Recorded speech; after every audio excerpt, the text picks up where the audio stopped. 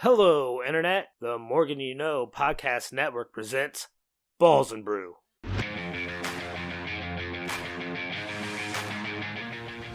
Hello, ladies and gentlemen. Welcome again to another live broadcast here from the Morgan You Know podcasting network. My name is Rod Morgan. I will serve as your host of Balls and Brew, the sports program here on the network, the non-sports entertainment sports, I guess you could say. We will touch on sports entertainment sports here after a little bit. I'm going to start the show by saying Happy New Year. We are recording this on January the 2nd. Jimmy, my question to you, James Thomas Jamriska, the executive producer of this podcast, is at what point do you have to stop wishing people Happy New Year? Clearly, I'm okay on January 2nd, but at what point do we have to stop saying Happy New Year? First week of January when that's over. So honestly, I'm thinking people are still kind of off work-ish because of the New Year. So I think the end of next week, it's over. End of next week. Okay, you have an inflated date there. I'm gonna give a different date, but let's bring in the third member this week. We are a man down, but let's bring in the third member this week, our football handicapper. He's the man that's crunching the numbers. He's the man that's making the plays. He's the man that has suffered excruciating losses this year. So many losses by half a point. He's our guy. He's Josh Williams. Josh, hello. What's up, boys? I'm going to go with, January 5th. January 5th is my guess as well, Williams. That's what I say, right? You can have up until the 5th because, Jimmy, ultimately you are correct. You're trying to be nice here, and you're saying if you run into somebody later and you know them from work, you should say Happy New Year. But I say no. Stop it. Get rid of it all right? We know it's an unspoken Happy New Year, and we all move on after the 5th. Okay. I have another cold, open question. I did not let either of you gentlemen know that I was going to ask this. You both love when I do this, but it's really ultimately pretty harmless. Jimmy, I'm going to start with you. Everyone get asked this around this time of year. We all have an answer. Rarely do any of us follow through, but Jimmy, your resolution for the podcast this year. What is your resolution for the podcast this year? I really think getting our TikTok stuff up a little bit more and getting some more views on what we do. It's kind of what we need to figure out there. Have a little bit more time to get views up.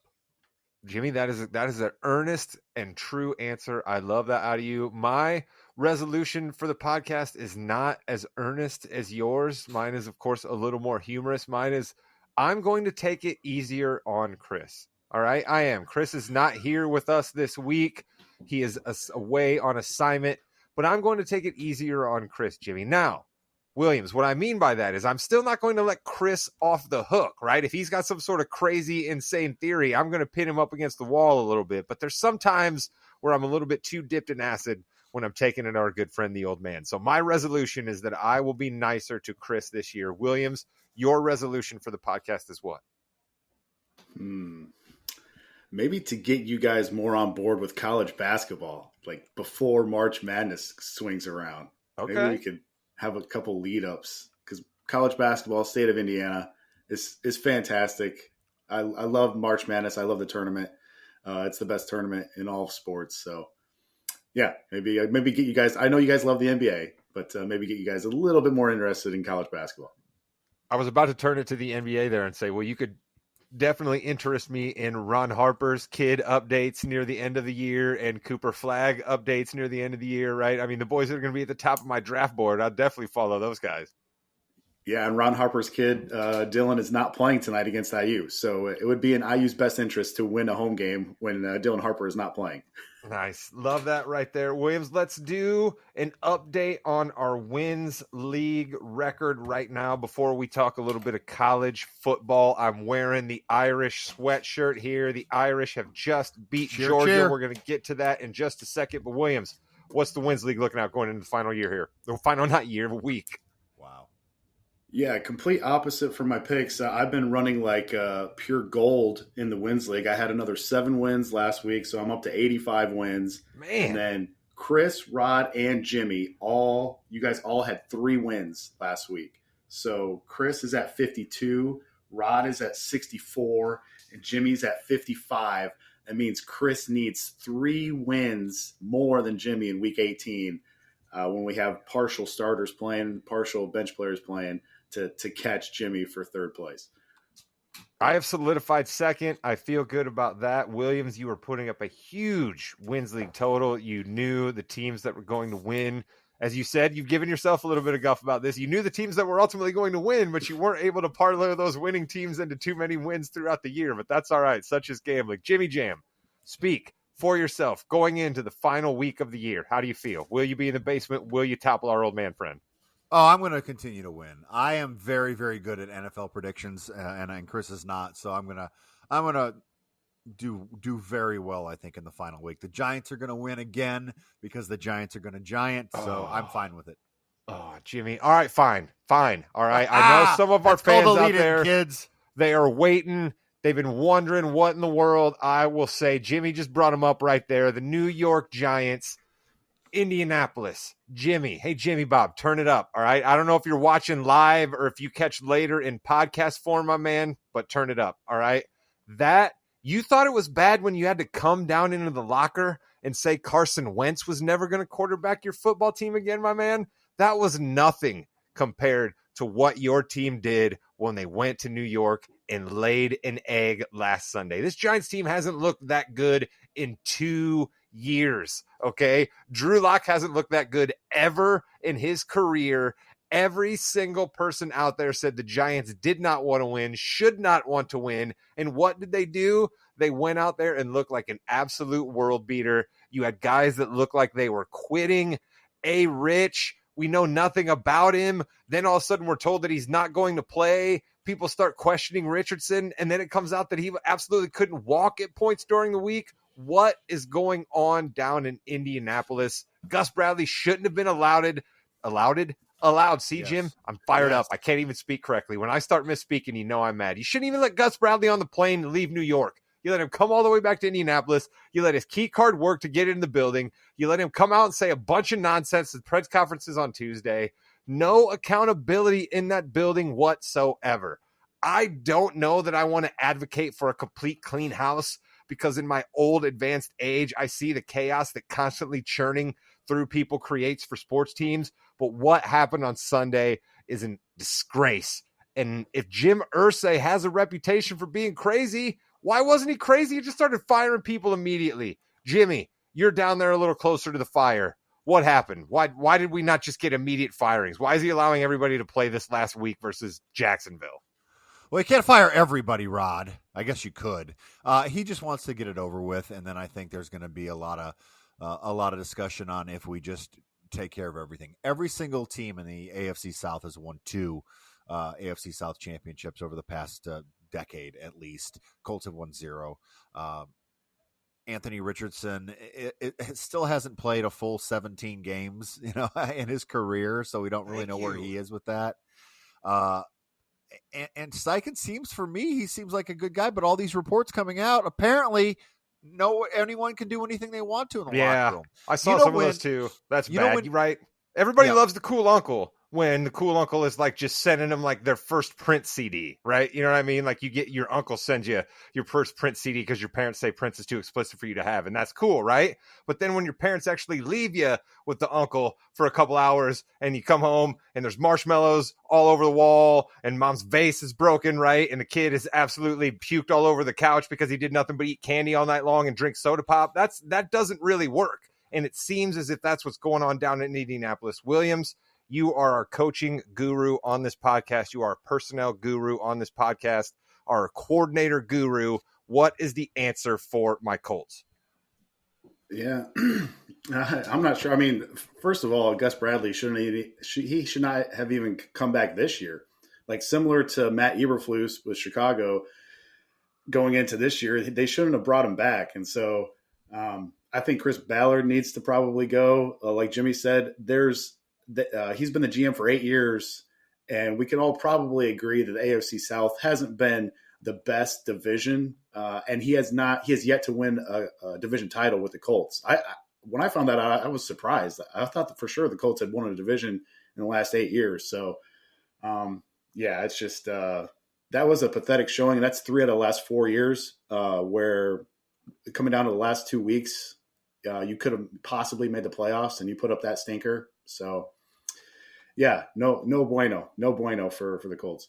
All right, fine. We will not be talking any more about the Colts the rest of this podcast, the rest of this year. Perhaps they'll come up at the draft. Let's move on to happier things for certain football fans in Indiana. If you're not an Irish fan and you're from Indiana, you're still okay in my book, but you should be an Irish fan. And they won.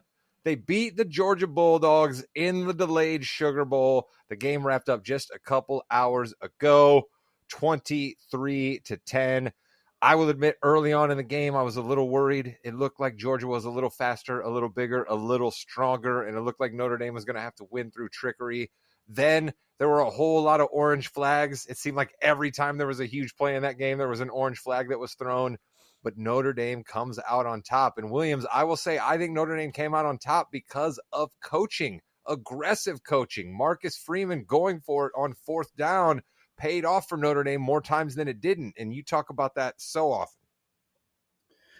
Yeah, and I also got to give props to Al Golden, who I think is the best defensive coordinator in the country. He loses Morrison, maybe the best corner in the country, earlier this year, and they didn't lose a step, and they lost Riley Mills before this game. They're probably their best defensive tackle, and they came out and they shut Georgia down 10 points. And the more this game got closer and closer to game time, I felt like at ease, like just a confidence that you normally don't get with a Notre Dame versus an SEC team. But we saw the SEC. I mean, look, Tennessee loses by 25 points to Ohio State in the first round of the college football playoff. Oklahoma loses their bowl. A&M loses their bowl. Alabama turns the ball over on the first three possessions, loses to Michigan in that bowl game. South Carolina loses their bowl. And just what I saw from Texas in their first round game with Clemson, even though I took them and they won, I was really not that impressed. And so, yeah, I mean, this wasn't a great Georgia team. So, I mean, Notre Dame, props to them. They went out and won, and they needed to, because it's been a while since Notre Dame has been in this position. But I told everybody on the text thread after the Northern Illinois game, do not panic. And everybody was, this team sucks. This team's not going anywhere. And I said there should be no more letdown games if we just get to the USC game and go from there. I think this team can make the playoff. And that's exactly what they've done. They get a decent draw now with Penn State because I think Ohio State's probably the best team left. So if they can get past Penn State, possibly playing for a national championship in a couple weeks, that would be fantastic. Williams, are you trying to tell our good listeners that I might be prone to an overreaction? Is that what you're trying to tell our good listeners? That doesn't seem like me at all. It's never. No. Jimmy Jam, I want to go to you on Marcus Freeman there because I just think that like a couple of years ago, Notre Dame has a coach that maybe is a tad bit polarizing, but most everybody has to say is a good football coach. I don't think he's polarizing, Rod. I guess not anymore, but I was trying to be generous to the man, right? It's around the holidays here. We have a coach that everybody, at least he wins games. He leaves South Bend in the middle of the night. Marcus Freeman gets promoted. Nobody knows anything about him. Is he too young? Should they have not kept this guy around? Is he too much of a player's coach? And 3 years in, it looks like he might be one of the most ready to be a coach in 2025 guys out there, Jimmy. I'm just impressed with Marcus Freeman the more this Notre Dame program rolls along. And you see things like in tonight's game that you don't see very often. Trick plays here and there, trying to get somebody off balance and it working. It's been a really good hire, and you saw the love when he got the job from the players, and it's continuing on, even in this atmosphere of, I want $6 million to go play quarterback for you. So listen, it's been great. It's a great ride. This is a game that Notre Dame has not won in a very, very, very long time. And it's probably because they weren't wearing stupid green jerseys. That's just for the record. Hey-oh, there we go. Jersey talk, another thing we love to bring up here on the podcast. Williams, real quickly before we leave the college game, you mentioned it there. We got Texas, who played in a great game to watch, but I'm not sure that you walk away thinking anything great about Texas. Like you already mentioned, they're taking on Ohio State, who looked like a friggin' world beater, at least for the first half of that game versus Oregon. And then you got Penn State, Irish. So do you really think we're looking at Buckeyes, Notre Dame here coming up? Is that what we got?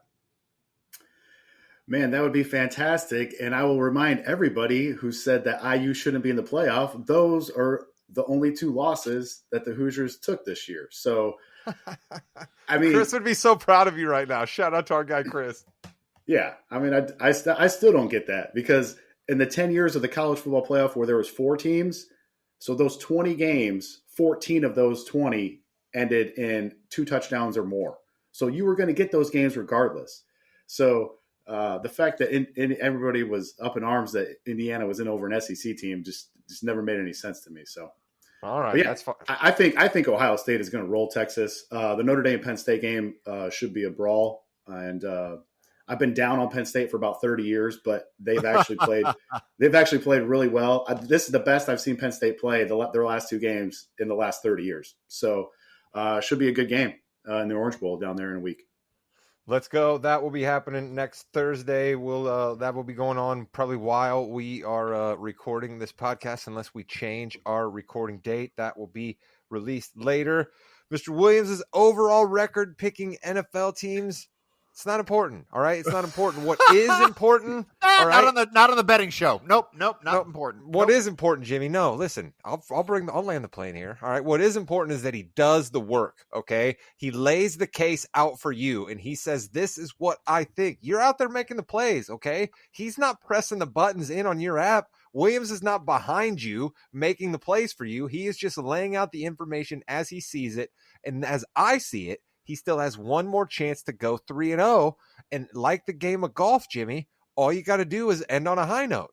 I could shoot a 95, but if I get a birdie on hole 18, I want to come back out the next weekend. So Williams, with that said, let's go 3-0 this week. You picked a couple of games that really matter. We'll go in chronological order. We'll start with the game that will kick at 8:00 on Saturday. Those fighting Cincinnati Bengals taking on my Pittsburgh Steelers. Michael Keaton will be in attendance. Dr. J will be dressed up like his character from The Fish That Saved Pittsburgh. He will be in attendance dressed as that character. Lots of great energy happening in Pittsburgh. I'm told that the rivers will somehow be turned into just Yingling beer. There will no longer actually be any water there. It will just be Yingling beer. Hoagies for everyone. No, hoagies are Philadelphia. I lost the thread there. But you know what I'm saying. It's a big game for the Steelers, big game for the Bengals. Williams, what do you got? Yeah, and we went 1-2. I went 1-2 last week against the spread. The one game that I won was the don't overthink it game, and the other two was there were some questionable coaching decisions in those other two games, and we'll kind of go against those two coaches in the next couple games. But this game started off here. I'm taking the Steelers plus 2.5 minus 110 on ESPN Bet. There's no way that Tomlin wants to go into the playoffs after losing 4 in a row. And that's what it would be here if Pittsburgh loses this game. But let's remember who have they lost to in these last 3 weeks. Philly, Baltimore, and Kansas City. Those are 3 of the 5 best teams in the league. No shame in that. Steelers getting Jalen Warren involved more in the running game, the receiving game. I like that. They're getting stud cornerback Joey Porter back for this game. And the Steelers know that if they win, they get the 5 seed, which is the most ideal wild card spot in the AFC because you get the Texans. And they're really reeling right now. On the other side, after watching that fiasco of Zach Taylor's clock management last week, there is no way I trust him or his injury-riddled defense to come into Pittsburgh and beat this Steelers team that has lost their last 3 games. Steelers are also on extended rest here. They haven't played since Christmas. I know Burrow's playing out of his mind. He can only mask his head coach and this defense so much. Give me the Steelers at home plus 2.5. The terrible towels will be out on Saturday night. Love it. Let's go. I kind of still want to see Cincinnati get into the playoffs, so I need them to win this game. I know our guy Chris is rooting for the Bengals. Jimmy, your thoughts on this one? Yeah, I agree. I'm going with Chris on this one. I'm going my heart instead of my head. I think the Bengals are a great story. I think Joey B's having a terrific season with no help. Defense is getting a little bit better. Pass catchers are obviously there. I would love to see Cincinnati win this, and I think Pittsburgh's going to go down again.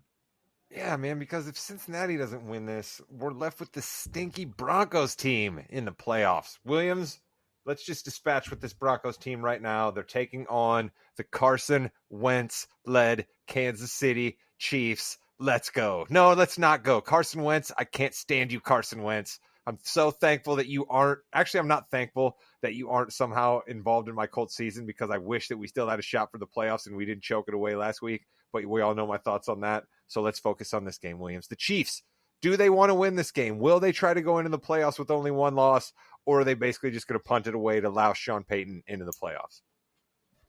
Yeah, so I don't know if you're aware of the line here, but if let's just say everybody's playing for Kansas City in Denver. I think that line should be like KC -4. Now we take Mahomes out of the equation. Mahomes is worth on average about 7 or 8 points. So that gets you to about, Denver -4, -5 here. The line for this game is 10.5. I am taking the Chiefs plus 10.5. I know this is no Mahomes. This is possibly no other starters on defense. I know it's Carson Wentz. I know. I get all that. I still think this is just way too many points. Yeah. And 3 out of the 4 games in the Andy Reid Chiefs era where they have rested starters in Week 18, they have covered in those games. So I just think 10.5 is way too much here. And you have a young Denver team that has not made the playoffs since 2015. We always see this, man. We always see where a team has to win Week 17, Week 18 against a team that has nothing to play for. And that team that has nothing to play for goes out, plays loose, and the other team is squeaky bum time fourth quarter, and they end up losing the game or not covering. So give me the Chiefs. I'm not overthinking it. I'm not overthinking any of these plays here this week. Give me the Chiefs plus 10.5. Okay, Williams, you don't love it when I do this, but I'm pinning you down anyway. What do you actually think is going to happen here? Do you think the Chiefs are just going to get beat by the Broncos, but they're covering the 10.5s, or do you think the Chiefs will actually beat the Broncos and give the Bengals a chance to make the playoffs? Or I guess the Dolphins. Yeah, I mean, I think they cover, and I think this is a game in the fourth quarter. I know everybody just thinks that Denver's going to, beat them handily, but I just don't see that, man. I just don't see that. Like I said, Denver's a young team. I think it's in the balance. I think it's a 3 or 4 point game in the fourth quarter. It can go either way. All right. So once again, Jimmy, he refused to tell me if he thought that meant that Denver was winning or losing. So I will move on and ask you, Jimmy, what is the actual outcome of this game for Bengals and Dolphins fans? Because we know you have a power of kind of swaying things if you really want to. So put your thumb on the scales here, Jim. Congratulations to the Denver Broncos. I'm picking the Chiefs to outright win this game in a huge upset, kind of. But Carson, he will show us why he was worth all that draft capital from the Colts a couple years ago. But I do have Kansas City winning outright this game, and either Cincy or Miami going to the playoffs. There we go. Williams, I don't know if you're prepped for this, but I have a feeling that you probably can. What does Miami need to happen to be the team that ends the day in the playoffs? Yeah, they just need Denver to lose, and then they have to beat the Jets, but it's going to be without Tua, it's looking like. And so they're going to have to go with Tyler Huntley in New York versus the Jets. Jets have A-Rod, though, so that's good. Yeah.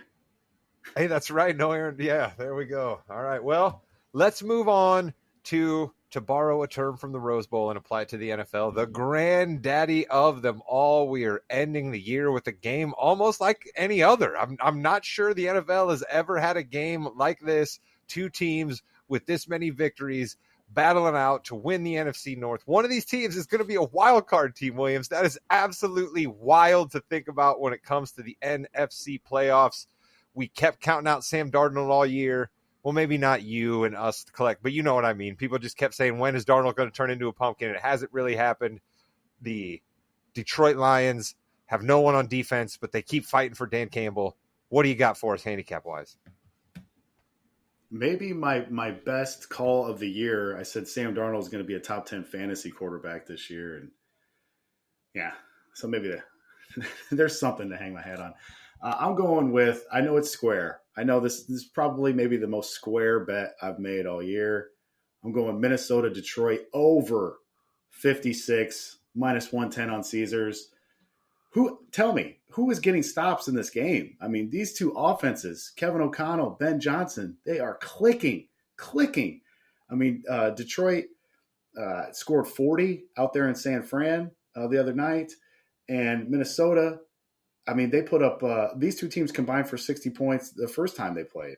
So this is the highest over-under posted by the books the entire year, the last regular season game of the year, maybe the most meaningful regular season Week 18 game in the history of the NFL, like you were saying, Rod. One team will have 14 wins and then will have to win 3 games on the road to get to the Super Bowl. The NFL has to change that. They have to change that. Why do they have to change it, though? This is the first time ever. Like, it happened. Move on. But there's 9 or 10. I gotta change it. there's 9 or 10 terrible teams in the NFL, and that's why you're seeing 3 or 4 of these top teams, 14, 15 wins. They have to get a home game. If you win 14 games, you have to get a home game. Reseed them. Be better. As a 2 They could have beaten the Lions and the Vikings more.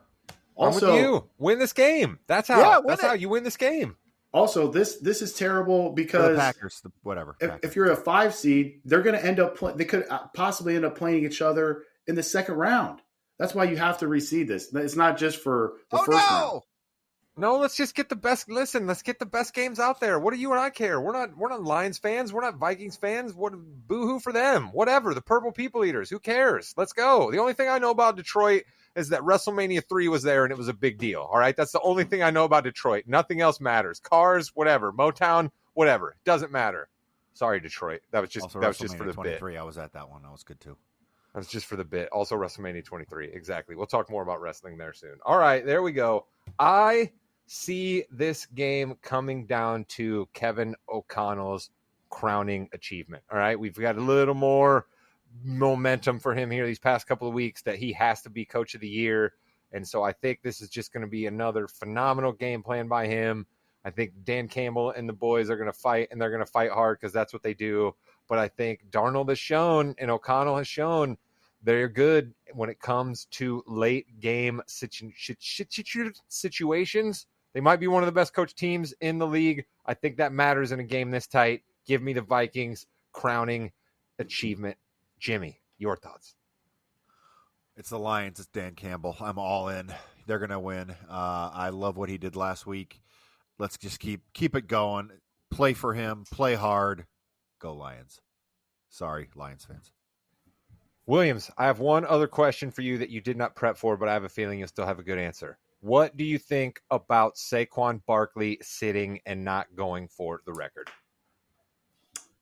I mean, it's smart for their playoff chances. I think I just kind of knowing Saquon, he's not all about the records. He just wants to win, and he really has had his 16 games. Eric Dickerson set that record in 16 games. Saquon's had 16 games, so he's kind of had his chance. And I mean, Saquon just wants to win, man. He's been on so many bad Giants teams that he just wants to win, man. So I think this is actually a smart move by Sirianni, which I don't know if we have seen too many from him this year. But look at you, Williams. Look at you. That was exactly how I was going to turn it and go to Jimmy real quick and be like, Jimmy, turns out a smart move was made by our guy Nick Sirianni there. Williams, that's why you are the NFL handicapper. Any last nuggets you need to circle back to or drop for the folks before Jimmy and I move on to some NBA basketball? I don't know if I should say this or not because I don't know if I want to jinx it, but I'm with Jimmy. I am rooting for the Lions here because I have a 10-team or 10-leg future cross-sport parlay, and I've hit the first 9, and I need Detroit I need Detroit to win this game to win the division. Detroit has 14 wins, and I can't win this bet before week 18. They're going to make me sweat it out week 18, last regular season game. So. Yeah, we'll see what's going. We'll see it happens. A 10-team cross-sport parlay, Jimmy. I really had no idea how big of a degenerate we had in our hands. Oh my God, what is this like Major League Lacrosse, like darts? Like what sports are we crossing here? No, so this was part of the hedge of the Minnesota Lynx New York Liberty Game 5 fiasco. When I could have won Lynx 35-1 to win the WNBA champions, I said I better put the Liberty on a future parlay here, and so that's what we got. Mostly a college football playoff. Who made the college football playoff? I thought that in the first year the books were pricing these teams wrong, and so and then a few other division winners. And I thought Detroit was for sure a win. Like that, I thought that was one of the easiest ones, and it's going to come down to Detroit winning the division. So it's going to come down to my boy Kevin 30-1 on this ticket. Of course it is. You know what you're doing. That's a great play. I hope you win it. I did pick against you, saying that my guy Kevin O'Connell's crowning achievement, and the Vikings are going to win that. But let's pull for that. I won't blame you if Minnesota wins. But let's pull for that for you because it's been a tough week bringing the 3 picks to the podcast every week. So let's pull for that for you. Mr. Williams, thank you so much. We'll have you back next week to wrap up the final week of the year, talk about going into the playoffs. Jimmy Jam, we're down a man, but I think you and I can still run a two-man pick and roll.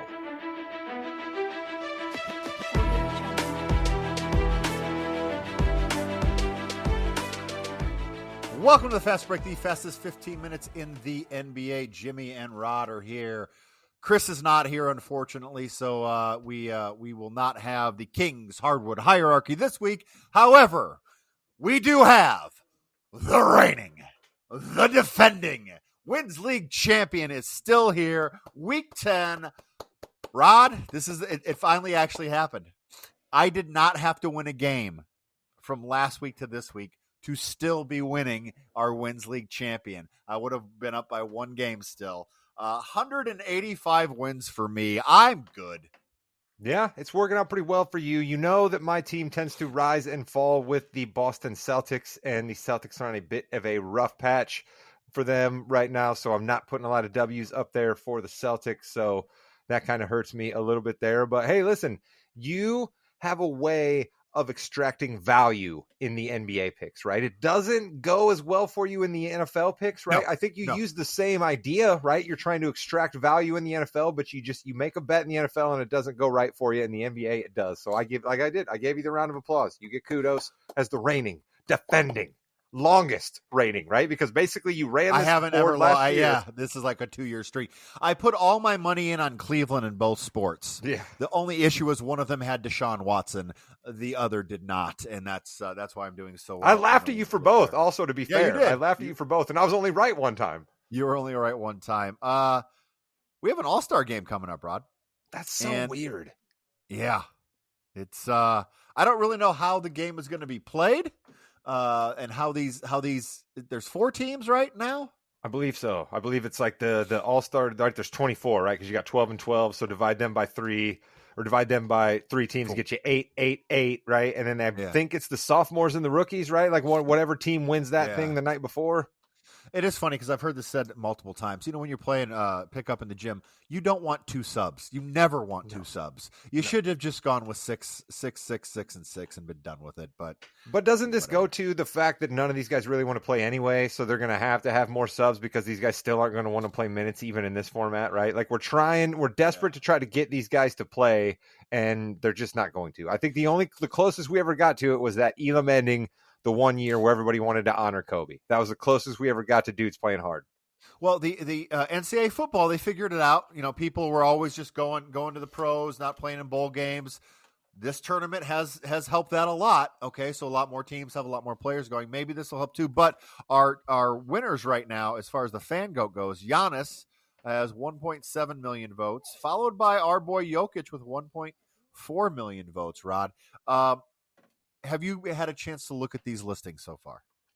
I saw the guards in the Western Conference, and I was surprised to see that Norm Powell, right, big Los Angeles contingent, getting him out into the top 10 of the guards out in the Western Conference. He has played really, really well, right? So when I see things like that, it makes me feel a little bit better about fan voting, right? Because too often you can get a scenario where our guy Pero Antich back in the day made the top 10 in the fan voting, right? And then they had to readjust it. And so when you see something like Norm Powell being in the top 10, you're like, okay, that makes sense to me because he's at least had a good year. So I'm excited for that. But the All-Star this year is like, I may not be excited for the game, but I'm excited to see who makes it in both conferences because there's like 15 to 16 dudes you could easily put on each team. And that's where I was going next, Rod. At least one of these will not make it. Shea, Luka, Steph, Kyrie, Ant Edwards, James Harden, Ja Morant. Those are 7.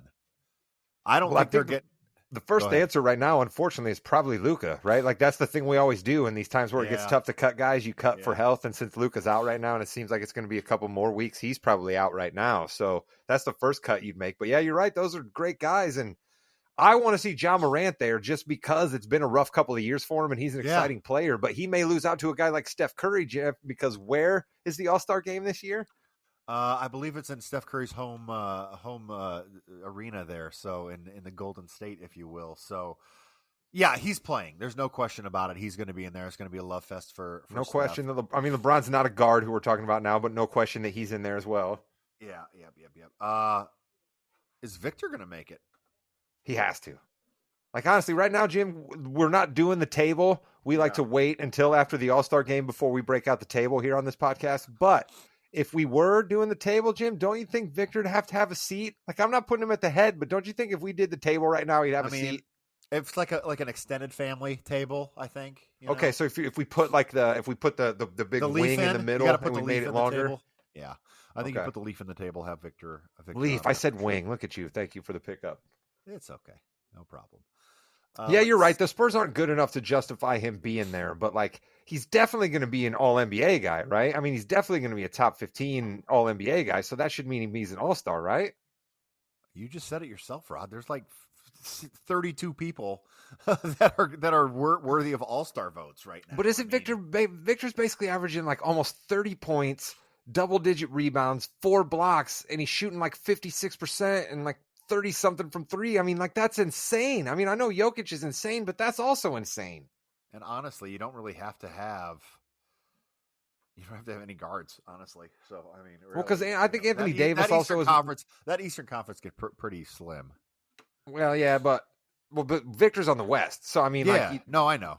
Jokic is there, right? But Towns got shipped out from West to East. Okay, so then Davis is a center, but he's been hurt, so he could be the same guy that's out. You know what I mean? What if Rudy Gobert? You're not putting him in there. I think Victor's an All-Star, Jim. Okay, all right, Victor's an All-Star. And Norm Powell. Let's go, Norm Powell. Definitely Norm Powell as well. Look, I mean, what? So we got to give James Harden his 13th All-Star nod for him to not care. You know what I mean? Like, let's put Norm Powell in that game. He'll play. Oh, he'll play and he'll love it. And that, you know what? That's a good. That's good. You know, to see something a little different. Speaking of a little different, Rod, the Detroit Pistons are knocking on the door of these playoffs with 15 wins. However, Jaden Ivey out for the rest of the year with a broken fibula. They just can't win, can they? You know, like, it'd be easy if you wanted to say that the Pistons have gotten better because they finally decided to play Jaden Ivey, right? Monty Williams, everybody used to get on him last year for not playing the kid who was a top 5 pick in the NBA draft. And then this year, Detroit starts playing him a little more and they come around. I don't want to be as reductive as to say that's it, but you got to feel bad for the kid. He seems like a good kid, kept his head down last year when he wasn't getting a lot of playing time, starting to get some burn this year, and now he's out with a broken foot. And that's tough, man. When you rely on quicks and hops and you start to have foot troubles this earlier in a career, that can be bad. So I hope Jaden comes back and plays well because things are looking up for the Pistons. I think Cade Cunningham's going to be on the East All-Star team. I think so too. And that's great for him because he's kind of gone underneath, the vernacular here in the NBA. Just really, no one's talking about him. No one's saying anything about him because he has been in Detroit. They've done so poorly. Speaking of, Rod's mad about something. Rod, it's the Rod Donation of the week. We have to do something about this situation. The momentum is dying. I don't understand no more distractions, but I do believe we should all follow one path in life. Hubris and ego and pride. Sorry, all that was a complete lie. You know, I have to get a little high-minded sometime for who I get angry at, and who I'm angry at right now are the NBA governors and the NBA owners and the NBA's lawyers and the NBA brass themselves, okay? Whoever irons out the collective bargaining agreement between the owners and the players should be absolutely ashamed of themselves right now. What we have done to restrict movement in the NBA is terrible, okay? The Golden State Warriors are desperate to make a move to improve their team. All they can pull off is trading some second-round picks to get Dennis Schroeder. That's all they can do. There's nothing else available for them out there because of the restricting rules. And people say, oh, no, it's fine. Other trades are going to happen. The Los Angeles Lakers step up to the plate. Another team with old veterans desperate to trade things away to bring in somebody to improve their team. And the best they can do is trade away second-round picks and a middling D'Angelo Russell to bring in Dorian Finney-Smith. So, Jimmy, I say to you, I am angry that the NBA brass has taken away one of our favorite things, which are trades, okay? I want to focus on the games, but trades are still fun. I'm not going to make any bones about that, and this new collective bargaining agreement has hampered 2 teams that you and I will both agree are desperate to make trades, and all they could do was deal second-round picks and bring in middling guys.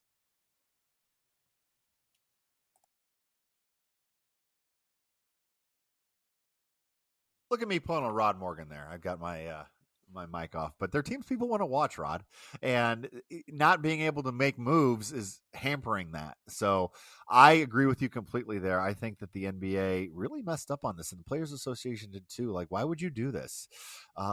Obviously, they wanted people to stay, because you want continuity. You don't want people asking out. Because right now, Jimmy Butler can't say you're trading me to this team. He can't because they can't do it, which is good. I think that is good. But of course, like everything, there's some goods and then there's some bads with it as well. Let's move on to the... Wait, Jim, real quick. Yeah. The sneaky downside here, while we stay on this topic, is that the owners have done, they can start to take heat off of themselves, right, Jim? There is no more a conversation about, oh, that guy's cheap. He's not doing enough for the team, because at some point they basically just going to say, what do you want me to do? My hands are tied. I literally can't make any trades now because the rules hamper me. So what does that do? It starts to mean guys don't have to pay huge luxury tax bills and NBA governors make more money. So just like the great Dick Ebersol once said, Jimmy, your answer to this and every other question is money. Of course it is. So, Rod, January is a pretty huge month in the NBA because we have some trades starting, and then we also have starting to get ready for the playoffs. Well, we have some teams that have a really good January schedule and a really bad January schedule. I want to talk to you a little bit about this. Let's talk about the team that has the highest opponent's winning percentage at 0.598. Sorry, excuse me. Houston has the hardest strengths of schedule moving forward. I'm a little nervous about our young boys there. Yeah, that's not really what you want to see when it comes to young guys, as you just mentioned, who haven't really been in the fights, to know that as the games are already going to pick up in intensity due to the lateness in the schedule, they also are going to have to take on tough teams for those games. That doesn't bode well for them. I do believe they are another team that would like to make a trade, but because of these new rules, it's going to be hard for them to pull one off as well. And so I think they're going to sit back and say, okay, I'm just going to do my Oklahoma City Thunder thing here, and let's go for 1 year and see what we got. And that might get them all the way to the finals because, I mean, you could tell me Luka doesn't come back and play 100% Luka the rest of the year, right? You could tell me that 40-year-old LeBron and Anthony Davis just break down a little bit. Kevin Durant is lightning in a bottle when he's on the court, but he's already missed a bunch of games. So as tough as we say the West is, I think that anybody could be there. So it's just, I don't know, Jim. The West is going to be rough, and any one little thing could sway the balance. Speaking of which, Oklahoma City has the third and Denver has the fourth. They each have 3 back-to-backs, too, in January, to think about that for a second. Indiana Pacers are fifth. No back-to-backs. Pacers have actually had a pretty tough run at it as past few weeks here. Big game for them tonight, actually, as we record. Beating Miami, a team that they're right in the middle of the frass with. The easiest way to move up and catch the heat is to beat them, which the Pacers did tonight. So look at who has the easiest schedule in January. They do have 3 back-to-backs, so watch out. But the Milwaukee Bucks have the easiest schedule in January. Opponent's winning percentage is 4.22. So I think that's something to continue to look at, them going up the standings. I asked you about the table a little bit earlier, Jimmy. Sure. If we were doing the table right now, would you put the Greek Freak up there in Milwaukee at the top of your table, or would it be Jokic? You got to give it. I think you still have to give it to Jokic, Rod. I mean, he's just doing stuff that no one has ever done before. But the fact that Giannis has been able to take the team to where it was to where it is now, let's see what happens in January. But yes, I'm just, you know me, I'm always a bit of the Jokic doubter on this podcast, right? I've always kind of been the guy who's like, are we sure? Are we sure? And I've had to eat my words, but the fact that Giannis can still even maybe make it an argument just speaks to how good he has been playing this year. And if the rest of those young guys like your AJ Green and your Jackson, I believe it is, Andre Jackson, right? And if those wing players still hold together up there in Milwaukee, they're going to be good, right? The East, everybody wanted to talk about it being down at the beginning of the year, Jimmy. Things are rounding into form. Milwaukee's playing a little bit tougher. If Orlando's guys come back, Philly's starting to round into form a little bit. Like, my Celtics are down, and you said at the top, the Cavs just keep winning. That's what the East is. Go Cavs. The Lakers and Suns are also in the bottom 5 of opponents' winning percentage, so look for them to maybe get some more wins in there. That will do it for this edition of the Balls and Brew podcast and the NBA Fast Break on the More You Knows Podcasting Network. You know, if Chris was here, all he was going to do was talk about how great the Cavs were, and nobody needed to hear any more of that.